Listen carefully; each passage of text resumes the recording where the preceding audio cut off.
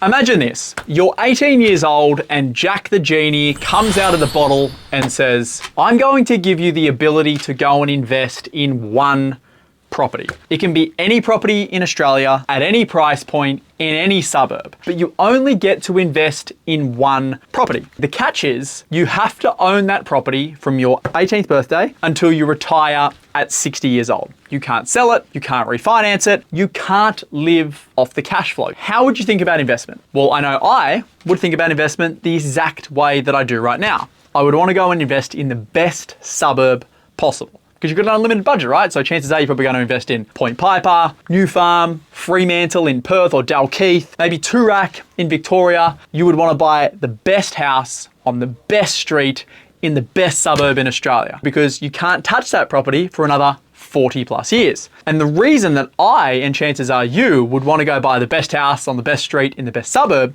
is because you are more confident in those properties growing by a larger dollar amount and by a larger percentage over the next 40 years than potentially something in a lower price point, lower socioeconomic, worse street, worse house. The reality is people will go through life, they will invest in property or they'll invest in anything, and most people only get a limited amount of investments. They either have a limited amount of cash flow that they can use for investments, they have a limited amount of serviceability that they can use to go buy properties, and if you've got a finite resource that you have to use to invest and a finite period of time being, say 30 or 40 years, you should probably think about all your investments just like that. What is the best investment that I can make right now? Imagine that I could never sell that over the next 30 to 40 years, and I wanted to make sure that it would perform the best it possibly can. Now, that's exactly how I think about investing. The reality is not everyone has $50 million to go and invest in a house in Point Piper or Toorak, but everyone has their max budget. And the way that I invest for myself and for clients is I want to use that budget to go and invest in the best quality asset that I can possibly buy. And ideally, I never want to sell that property until I need to use that money many, many, many years down the road. And that is how the wealthiest people invest. That's how the wealthiest people make a lot of money. They buy really good quality assets and they hold them for a very long period of time. They don't worry about trying to get in and out of markets, trying to time things, trying to pick the next trend. They just know that quality will always be quality and it will become more scarce as time goes on. And if you use that same framework when you make your next investments, I can almost guarantee that you will do significantly better